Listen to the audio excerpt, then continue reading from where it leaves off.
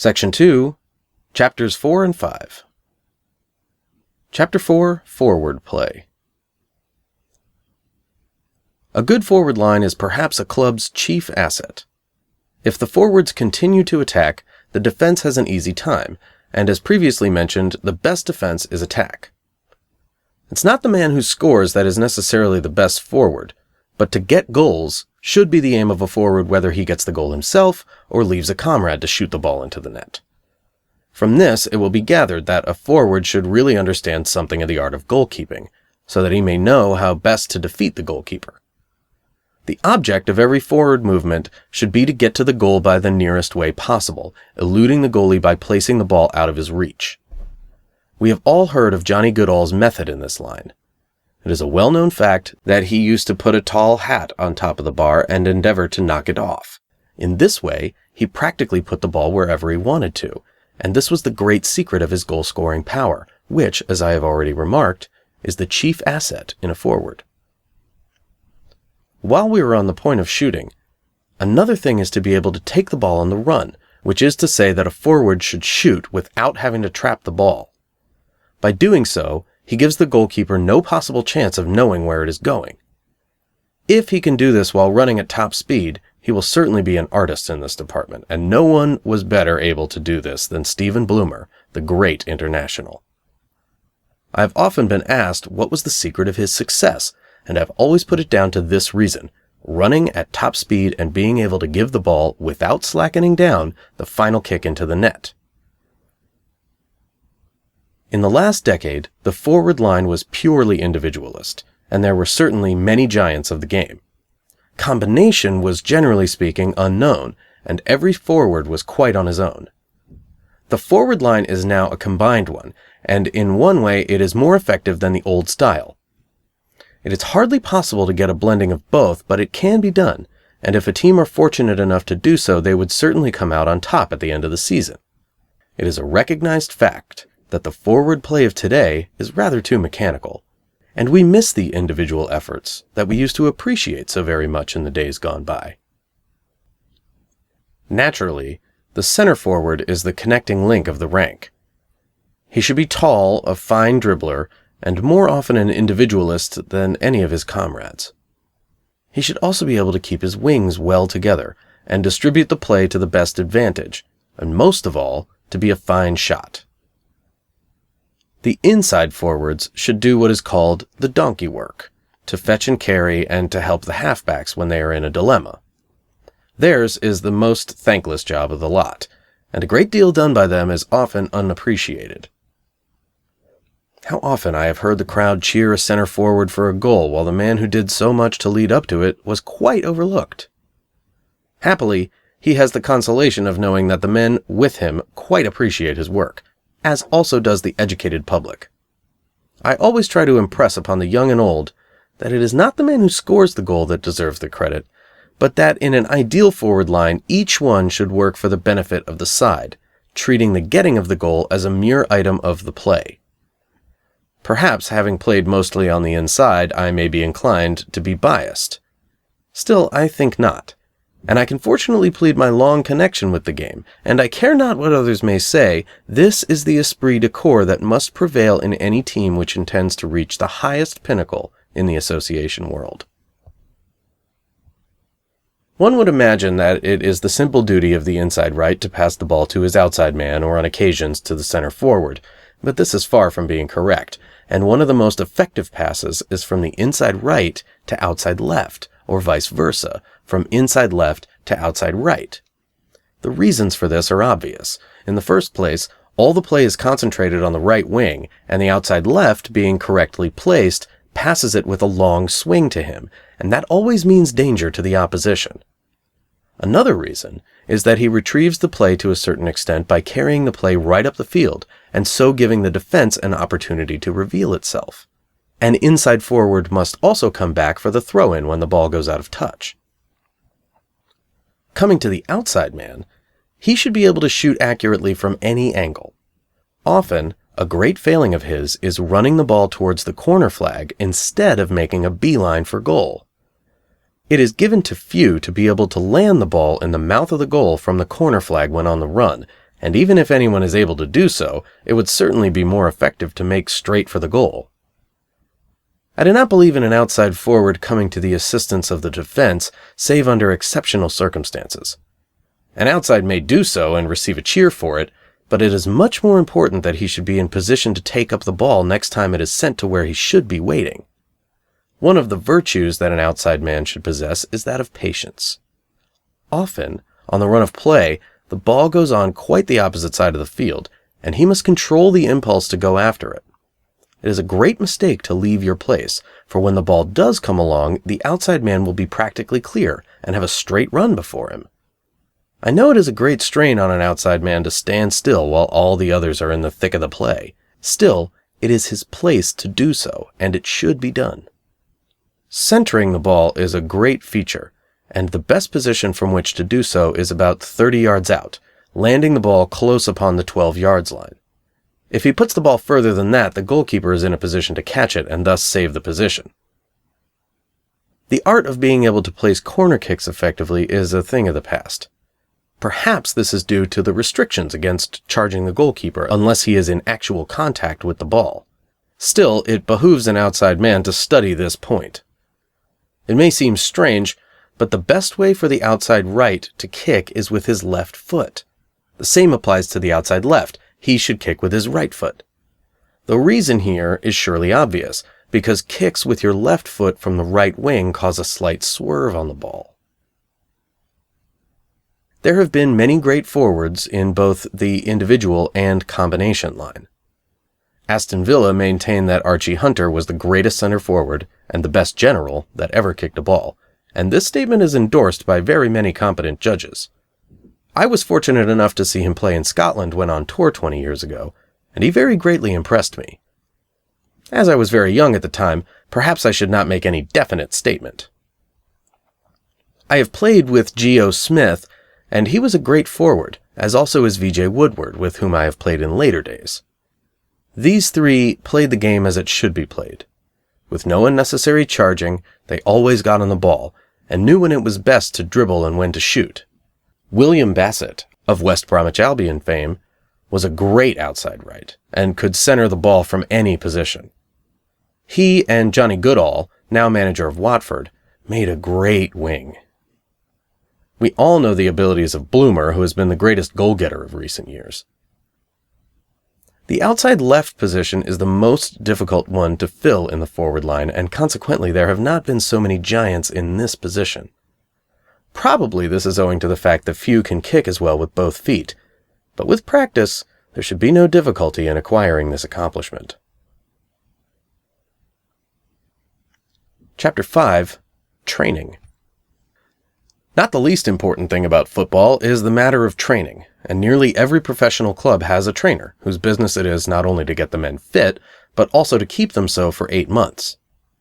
I've spoken to a great many whose work it is to get their men into condition and to keep them so, and I find that a great many of them have different methods, but nearly all are agreed that every individual must be taken by himself. The majority of people, however, are not paid players, although, as I have already said, these are largely increasing in number because year by year we see fresh clubs springing up. Besides which, every member of an ordinary club should be bound to turn out in as perfect a condition as possible.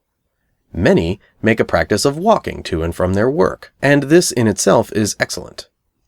When Montague Holbein was training for his channel swims, he used to make a practice of walking from Catford to the city and also back, a distance of several miles, and this he found very valuable indeed. In the early days of some of the more important clubs, a great many of the players who were professionals went to their ordinary occupations all the week and used to play on a Saturday. When West Bromwich Albion, captained by William Bassett, won the English Cup against Preston North End 20 years ago, the Midlanders were all local lads, whose wages totaled about £10 a week, while Preston's pay list was 4 times as much. Indeed, men who are regularly at work, especially if it be out of doors and if it taxes one's bodily powers, need very little training. No one ought to play football unless he has a sound constitution, and every organ in the body must be sound, especially the heart and lungs. It is a game for those who are healthy and vigorous. A good plan is to pursue some exercise during the close season, i.e. the summer months. Professionals will tell you that August is their hardest month, a large number of them having done nothing since the end of April. Their muscles have become stiff, and they have probably too much surplus flesh. It is very different where professionals take up first-class cricket, and trainers have frequently told me that those professionals and amateurs who play the summer game require little or no preparation, and there are many instances of that. Take, for instance, Jay Sharp, the famous Everton forward. He must be getting on in years, and yet season after season, he plays cricket up until the end of August, and then turns up at Goodison Park and shows how well he can carry the ball along and whip it into goal, like a rocket, though not so straight up, as one great judge has written of him. He's been an international this year. He has done splendid work as a cricketer and is second on the list of Lancashire averages, and may be described as one of the greatest all-round men in England. Now, in his 31st year, he has given evidence that if you keep in condition, there is no need to worry about special preparation or anything of the sort. Another instance is E. Needham, the captain of Sheffield United, and perhaps the greatest halfback for many years that we have had. He is now 35, and it is a long time since he played his first international match, and long before he was a cricketer he had made his name as a footballer. He is a tireless worker, as anyone who has watched him with the Sheffield United club knows quite well, and long before his age, many men have retired from the game. He has the respect and admiration of everyone, and this year he has come to the front as a cricketer and finished at the head of the Derbyshire averages. The result of his always keeping in condition is that he will probably go on for some years as a great cricketer, and as one career is on the wane, the other seems to be beginning. He is great indeed at both games. Two other members of the Sheffield United club have also made their presence felt at the summer game. I refer to the two halfbacks, the brothers Wilkinson. W.H., the halfback, has never done better as a cricketer. He is a left-handed batsman and has made a great advance on anything he has done before, while B. Wilkinson is a player of some repute. Lewis of Somerset, Makepeace of Lancashire, Duckett of Surrey, Iremonger of Notts, and Leach and Vincent of Sussex are all cricketers who have done splendid work during the summer game and have turned out as footballers perfectly fit at the beginning of the season. Indeed, if you play cricket as it should be played, it is magnificent training for football.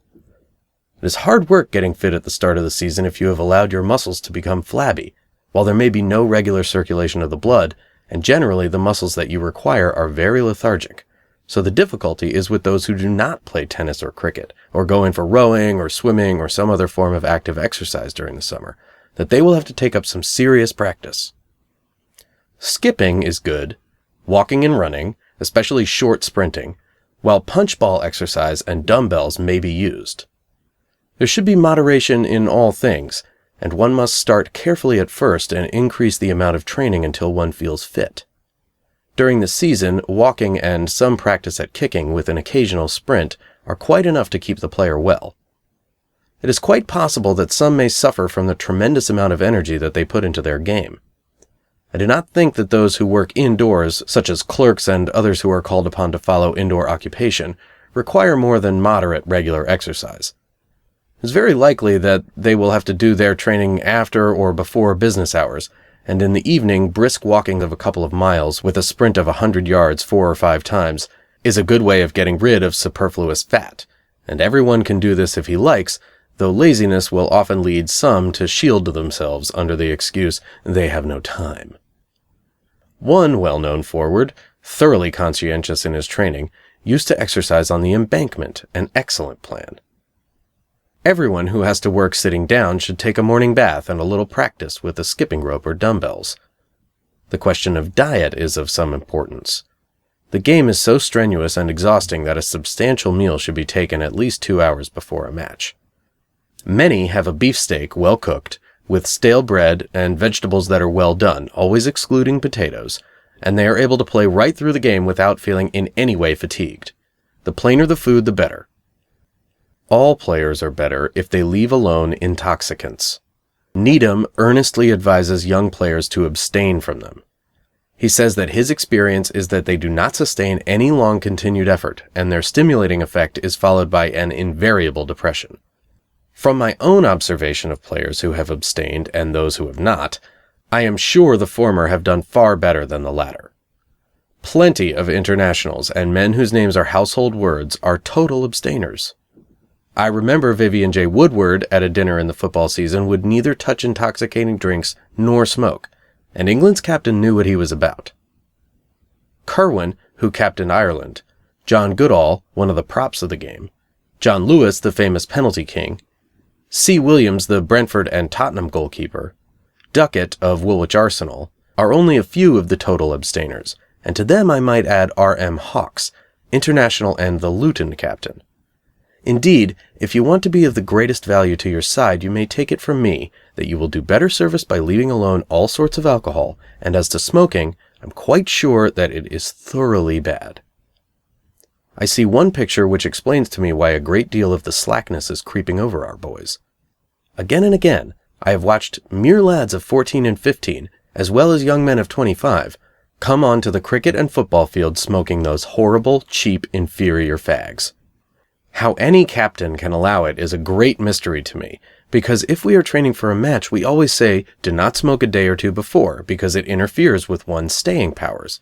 Yet, I have seen boys come down to Tottenham smoking all the way from London, all the time they are changing, and actually come from the dressing room with cigarettes, and blow away right to the moment of kicking off.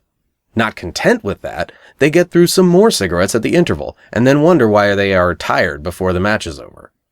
I have often begged of our youths, if they wish to be athletes, to remember that it means a certain amount of self-denial, and if they want to do their best for their side, they will take this matter seriously to heart, and remember that smoking and drinking intoxicants make one unfit rather than otherwise. I do not think that the ordinary player need think about special training, but if, on the other hand, staleness comes to him, a complete rest is necessary. When you are overworked at the end of a long season, your feet will seem heavy, and your kicking will be uncertain, while you will fall and stumble about. This is the time to retire, and make room for someone else. With a little care, you will gain the necessary freshness, and you'll be able to tell when you have got that, because you will be anxious to play the game. End of section 2.